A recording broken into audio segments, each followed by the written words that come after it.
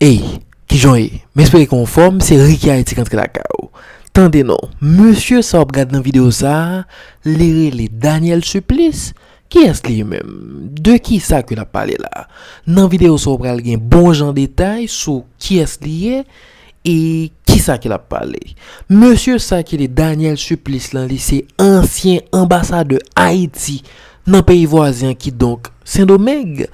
Monsieur Ariel Henry, qui c'est premier ministre actuel haïtien, c'est lui-même qui t'a voué le Saint-Domingue. Qui ça t'a voué le fait? En bien, dans la semaine qui s'est passée, monsieur Daniel Supplice, ancien ambassadeur haïtien, il était présent par ici pour te parler, pour te défendre, pour te gérer cause haïtien par ici. Il était chita avec plusieurs entités.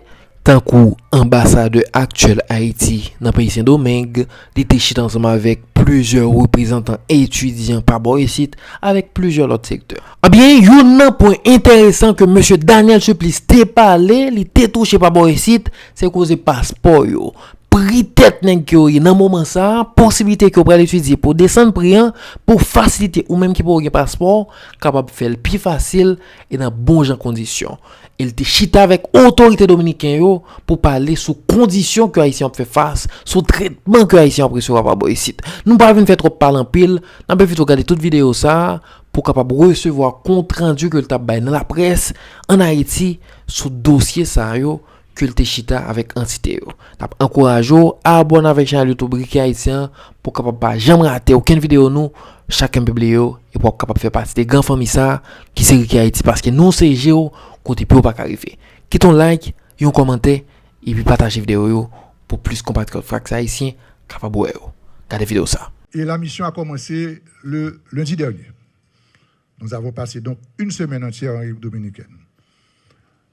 Si nous n'avons pas eu le temps, si on veut, de parler à la presse, c'était volontaire. Ce n'est pas que nous n'avons pas de choses à dire, nous avons beaucoup de choses à dire. Nous avons choisi de redonner à la diplomatie ces lettres de noblesse, à savoir à ne pas la faire par Twitter, à ne pas la faire dans les médias sociaux. La diplomatie, c'est quelque chose de confidentiel et il fallait que d'abord je fasse mon rapport au Premier ministre et qu'ensuite je rencontre la presse. C'est pourquoi vous verrez que les journaux dominicains ont mentionné seulement ma visite après mon départ et j'ai refusé de répondre aux questions à tous les journalistes. Aucun journaliste ne peut dire que j'ai de l'information. C'est pour la première fois de mon retour que je vous parle.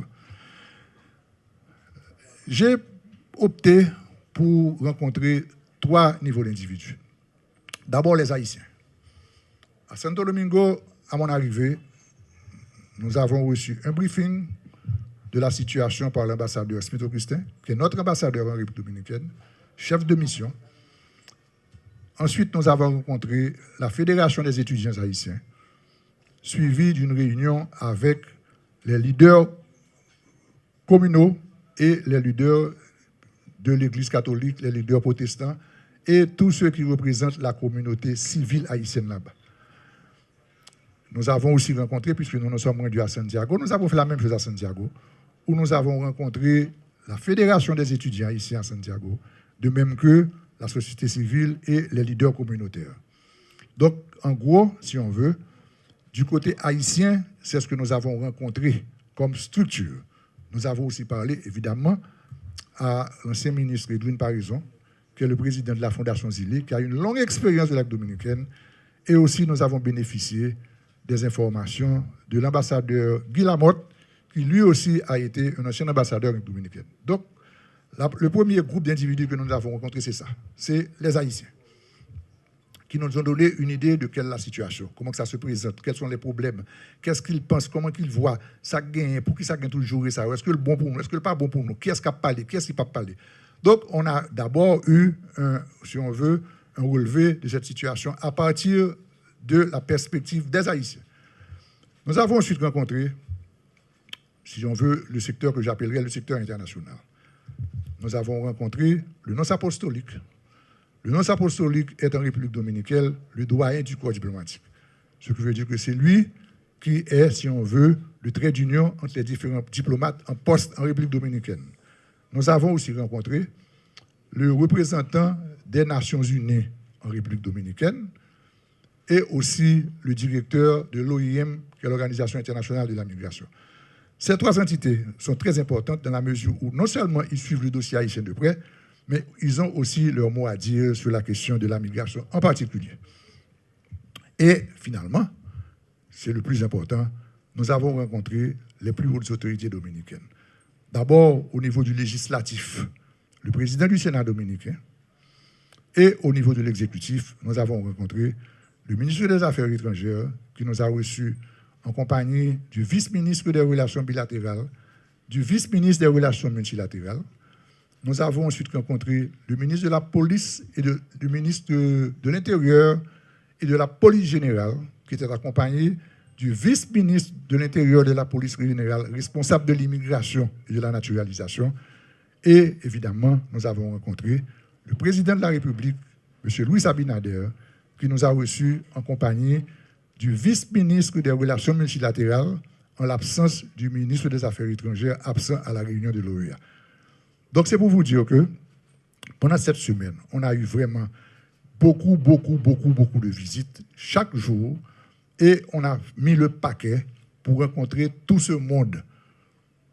Maintenant, toutes ces réunions nous ont permis d'avoir une idée de la situation, une idée de la position du gouvernement dominicain, une idée de la position des acteurs diplomatiques qui sont dans la République dominicaine et une idée de comment que la population haïtienne vivant en République dominicaine voit la situation.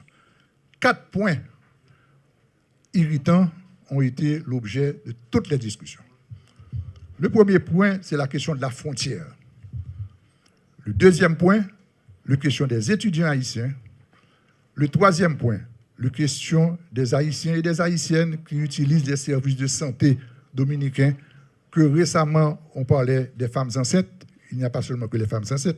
Il y a eu un incident malheureux qui a été dénoncé par moi et par l'ambassadeur Augustin sur cette question. Mais il ne s'agit pas seulement des femmes enceintes, il s'agit des Haïtiens et Haïtiennes qui utilisent les services des centres de santé dominicains. Et le quatrième point a été le point de l'identification des Haïtiens. Ces 4 points sont des irritants et ont fait l'objet de toutes ces réunions, que ce soit avec les Haïtiens, que ce soit avec les Dominicains, que ce soit avec les autorités dominicaines, que ce soit avec le président du Sénat, que ce soit avec le président de la République. Ce sont ces points-là qui ont fait l'objet de discussion. Maintenant, de quoi il s'agit? Alors, il y a quelqu'un, ça me fait rire, alors que je n'ai fait absolument aucune déclaration à la presse, quelqu'un a eu à dire, supplice tourner là, gagner amène, et que ici, et que l'autre bord, et que nous ne pas recevoir non, et que nous ne pas rencontrer l'ambassade, nous ne pas rencontrer ici. Non, nous avons eu le support pour pouvoir réaliser ces rendez-vous. D'ailleurs, il n'y a que l'ambassadeur en poste à pouvoir prendre ces rendez-vous. Donc, nous avons eu, en plus de la collaboration de son Excellence Smith Augustin, ambassadeur d'Haïti et dominicaine, nous avons eu aussi le support logistique et autres des membres de l'ambassade et évidemment l'apport combien fructueux de la représentante de la primature. Qui ça dit? Bon. La question de la frontière. Avec les Dominicains, plus ou moins habitués avec eux, moi-même, je toujours parler carré avec eux, carrément. Je ne parle pas de morceaux, ni ménager rien, et je demande carrément qu'est-ce qu'il y a. Et qu'est-ce qu'il y a? Toutes les autorités dominicaines ont répondu la même chose. Bon, il y a un problème, on est très préoccupé. Bon, on est préoccupé par quoi? Qu'est-ce qu'il faut préoccuper? On est préoccupé parce qu'on a réalisé que, et on voit que, entre autres, je profite de dire ça là, tout, en pile dans photo que Dominicain a montré sur les réseaux sociaux, c'est nous qui prenons photo. Et c'est nous qui voyons photo. Okay? Donc très souvent, quand l'extrême droite dominicaine publie des choses négatives sur nous, c'est des photos qu'ils prennent sur nos réseaux sociaux à nous que nous mettons sur les réseaux sociaux. Donc, qu'est-ce qu'il y a? Ça gagne. Bon, on est très préoccupé. On voit que le gouvernement haïtien, l'État haïtien a perdu le contrôle d'une partie de son territoire. Bon, sont faits. Je dis à là, on est que mettre Jacques Mel, ou qu'il y a des difficultés passer Matisse. Bon, et de l'autre côté dans le pays, peut-être qu'il y a des côtés que on ne peut pas aller. Nous venons en Haïti, on est à zone de non-droit. Donc, je dis qu'en Haïti, il y a des zones de non-droit. Et que zone de non-droit, ça, crainte que vous gagnez, c'est que vous n'avez pas de main, que n'est cap fait notre situation non-droit, ça, jambé en République dominicaine, parce que la République dominicaine a une économie basée sur le tourisme, et que si les touristes tendent que gang en Haïti a jambé l'autre bois, mettez sous gang pa yo, bah ça va le problème. Bon, écoutez, je ne sais pas qu'on est capable ni nier que ce n'est pas vrai, ni en même temps dire que vous n'avez pas raison de penser comme ça. Bon, moi-même, j'avais été en dominicaine, non pas pour écouter les problèmes, mais pour proposer des solutions. Ma feuille de route dressée par le Premier ministre était il faut calmer le jeu. Or, il faut admettre, messieurs, que depuis que délégation est partie, on baisse dans le taux d'agressivité qui était gagné entre deux pays. On baisse. Donc, premièrement, ça a réalisé, on baisse dans le taux. Deuxièmement, on était là tout, c'est l'autre ça que je me le Premier ministre là, pour voir qui mesure arranger les choses, Donc, sous point de vue ça, d'abord la question de la frontière. On dit, bon, d'accord, c'est vrai. Je ne suis pas capable de dire, à moins que je mesdames, et c'est un bail qui est très négatif, là, bah, il mentit, puisque tout mentit pas fond. OK? Je ne suis pas capable de dire, c'est pas vrai, on contrôle le pays, c'est pas vrai. Et on connaît, c'est pas vrai, et tout le monde connaît, c'est pas vrai. Y compris comment c'est pas nous-mêmes. Je dis, bon, c'est vrai qu'on préoccupation. Maintenant, mais ça m'a suggéré. Parce que moi-même, je ne suis pas allé seulement pour me dire, attendez, je suis allé pour me proposer des solutions. Parce que quand on me dit, moi-même, rôle PAM, c'est ouais, dans quelle mesure nous avons retourné dans une relation plus ou moins normale, malgré que il y a des grands décalages à plusieurs points de vue. Mais c'est job, moi, c'est essayer de faire ça. Je dis, attendez, mais ça n'a pas fait. C'est vrai que je comprends une préoccupation sous frontière, mais ça n'a pas fait.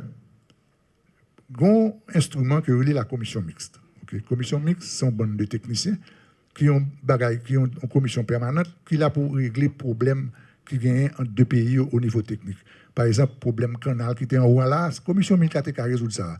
En 1978, il y a un canal, un barrage binational qui a été créé dans la zone pédénale, c'est la commission mixte qui est à la base de base. Donc, la commission mixte peut être un instrument d'entente qui allait au-delà de rapports diplomatiques. Je me dis, bon, on fait un bagage. Est-ce que nous sommes d'accord si, au sein de la commission mixte, là, nous créons une sous-commission qui est responsable uniquement et seulement de questions frontières?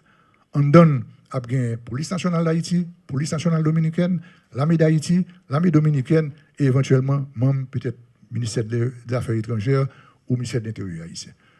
Je pense que si nous faisons commission ça, il y a une possibilité pour nous faire des échanges d'informations parce que nous sommes préoccupés. Nous avons dit par exemple que le ministère de l'Intérieur dominicain dit que de temps en temps en Haïti, il y a cassé prison. OK? Il y a un bon prisonnier qui a sauvé. Nous ne connaissons pas qui est prisonnier. Voilà que nous avons doit lui-même là, tout doucement, prendre un visa dominicain, et puis l'entrer en République dominicaine, ou bien tout simplement carrément passer la frontière. Parce que la frontière, c'est quelques centaines de kilomètres. Il y a 4 ou 5 points de passage officiels. Mais tout le long de la frontière, on monde qui très facile. Donc, nous avons connaître. Si il y a qui casse les prisons qui a sauvé, et là, il y a des gros criminels, nous avons un échange d'informations qui t'a fait sur l'île là, pour nous connaître qui monde ça y est. Parce que préoccupation, nous avons besoin qu'on ait qui monde ça y est, pour nous connaître si à l'on côté y est. Bon, moi, je pense que c'est un bagage qui est tout à fait normal. Si nous avons une frontière commune et que nous avons une préoccupation, ça, pourquoi pas? Donc, je suis d'accord. Je dis non que je suis d'accord. Et dans le rapport que me fait le Premier ministre, là, moi, je dis ça. Donc, on est là, dans ce sens, ballon, c'est dans le pied, nous tous les deux liés. Donc, je suppose que bientôt, nous avons une création commission ça, qui va travailler sur la question frontière. Ça. Échange d'informations pour dire, parce que comme je dis, tout, même je me suppose que deux gangs c'est dominicains, deux membres des gangs ici. Donc, dans les deux cas, il faut que nous mettions nous ensemble pour nous protéger les frontières. Donc, par la création d'une sous-commission responsable de la question de la frontière. Bon, nous sommes d'accord sur ça. Deuxième point, c'est, comme je dis, la question des étudiants. Bon, personne ne connaît combien d'étudiants haïtiens gagnent en République dominicaine. Ce qui veut dire que le monde d'ambassade là, combien d'étudiants gagnent, tout pour entrer dans une évaluation approximative. Les chiffres varient. 30 000, 40 000, on est qui même aller jusqu'à 50 000, mais personne ne connaît pour plusieurs raisons. Première raison, numéro 1, étudiants haïtiens dominicains, ils n'ont pas vu inscrits dans l'ambassade, dans le consulat. Ça veut dire qu'ils prennent à peine seulement près de 4 000 personnes qui inscrits. Il y a près de 4 000 étudiants seulement qui inscrits. Donc, nous sommes au courant que le gouvernement dominicain a stoppé à faire visa étudiant. Bon, problème ça, nous posons clair avec l'autorité. Et en parlant au président de la République, parce que c'est lui qui a annoncé ça, moi je dis, monsieur, que ce n'est pas normal que des étudiants qui vivent en 2e, 3e, 4e année aient subi les impacts ou les packs de diplomatie. Le président dominicain dit, il est d'accord, il vire, il garde les ministres qui sont à côté là, il dit, monsieur, nous pas le former une commission, qu'on est là, il a pour retourner sous affaire visa. Ce qui veut dire que l'ambassadeur Augustin pourra participer avec le ministre des Affaires étrangères et des organisations multilatérales pour reprendre visa étudiant. Maintenant, troisième point, c'est la question des Haïtiens et des Haïtiennes qui ont utilisé le service de santé dominicain. Moi, protesté énergiquement, et l'ambassadeur Augustin Telato lui-même tout, sous façon que, une dizaine de jours, des agents fédéraux dominicains rentraient dans l'hôpital pour prendre une femme enceinte pour déporter. Nous protestons contre bagaille ça. Et dans la réunion que je fait à la ministre là, moi je demande ministre là directement, je dis monsieur tendez non mettre là. C'est vous même qui te bail l'autre ça. Et monsieur répond moi monsieur paniqué, monsieur dit non même pas capable bail l'autre comme ça, me dit monsieur pourtant t'es fait. Donc qui monde qui bail l'autre ça. Puis je dis c'est pas l'autre qui te bail, c'est agent qui agit pour quoi yo. Dans ce cas me dit monsieur mais agent yo faut refaire agent yo parce que c'est pas normal. Nous respecter que les autorités dominicaines ont droit, son droit que yo gagne déporter monde qui pas en relation normale, correcte sous territoire. Mais ça peut empêcher de respecter les droits de l'homme, ça peut empêcher de respecter la dignité humaine, ça peut empêcher de respecter les femmes, ça peut empêcher de respecter une série de bagages. Nous sommes d'accord et nous comprenons qu'on veut protéger le territoire, nous comprenons ça. Mais en même temps, nous ne sommes pas d'accord et nous avons protesté contre le fait que... Là encore, nous avons excusé, nous avons dit bon, vous allez regarder, vous allez réformer l'agent, l'autre gens. Et puis, dans le même jour, ça, il y a un incident qui est arrivé, côté un agent et soldat dominicain qui bousculait un vice-consul haïtien. L'ambassadeur Augustin portait plainte immédiatement. Cet agent a été arrêté et démis de ses fonctions. Ce qui veut dire que nous exprimons mécontentement, nous exprimons désaccord, nous exprimons regret que mon incident a arrivé, nous exprimons mécontentement vis-à-vis de ça. Et clairement, et moi-même comme émissaire et ambassadeur Augustin, pour être très clair sur ça. La maltraitance des citoyens haïtiens, même s'ils ne sont pas conformes au règlement de la politique migratoire dominicaine, c'est-à-dire que même s'ils ne sont pas en règle, ça n'a pas autorisé à agir contre eux en ne respectant pas leurs droits. Respectant pas leurs droits, veut dire, il n'est pas normal qu'on arrête ton nègre dans la rue, ou pas quitter la lac, il prend la jeune, ou déporter M. Ménien sur frontière. Ou pas de droit pour une femme enceinte sous prétexte qu'elle coûte trop pour soigner dans l'hôpital dominicain, pour prendre, pour séparer la petite, pour mener sur frontière. Entre autres, filles que tu prends petite là, tu séparé, il y a réuni. Je ne vais pas tellement parler de ça, mais il y a réuni. Donc, c'est ça. Maintenant, l'autre point, qui quatrième point qui était irritant, c'est la question de l'identification. Maintenant, non, c'est un prétexte, Vous comprenez? Il dit que plan de régularisation depuis quelques années que il dit à faire, pour y arriver à faire, il faut que les Haïtiens lui-même identifient. Or, on connaît, l'on est à l'étranger, seul bagage qui identifie, c'est le passeport. Bon, mais il y a un gros problème. Passeport, tout passeport qui fait en dehors d'Haïti, c'est Washington qui fait passeport ça. Washington a une responsabilité, bail des dizaines de missions haïtiennes. Même des missions haïtiennes, on a parlé de ambassade, de consulat, de sous-consulat, de vice-consulat. C'est eux-mêmes seuls qui peuvent bail passeport l'autre bois là. Or, la République dominicaine, c'est zone qui gagne plus de demandes de passeport gagne. Mais drame qui gagne. Ça veut dire que l'homme monde font passeport, que le pays est très cher. Passeport l'autre bois, entre autres, demandé pour le gouvernement haïtien font effort pour baisser le prix passeport. L'on achète ton passeport dans l'ambassade Santo Domingo, que vous payez $250 américains pour un passeport en extrême urgence, et que 2 mois, 3 mois, 4 mois, un haïtien qui te présente ton papier, côté 6 mois, il paye $250 pour un passeport en extrême urgence, qu'on pas réussi à l'île. Vous comprenez qui problème ça baille, ma question qui problème ça baille. Même Jean-Lendal Santiago, monde qui est responsable section migrants, dit nous que il y a des demandes de passeport que des étudiants font, ça prend 2 ans avant qu'on balle le passeport. Où ça passe là ça? Bon, ça passe là ça. Là ça, n'est pas un passeport non men. Monsieur pas aucun papier non men. Donc évidemment, on a la rue sans absolument aucune pièce d'identité. Ça veut dire que automatiquement, si vous rencontrez avec un policier qui ont corrompu, là pour payer pour la gueule. Si vous rencontrez un policier qui lui-même droite, il veut appliquer la loi, il va déporter.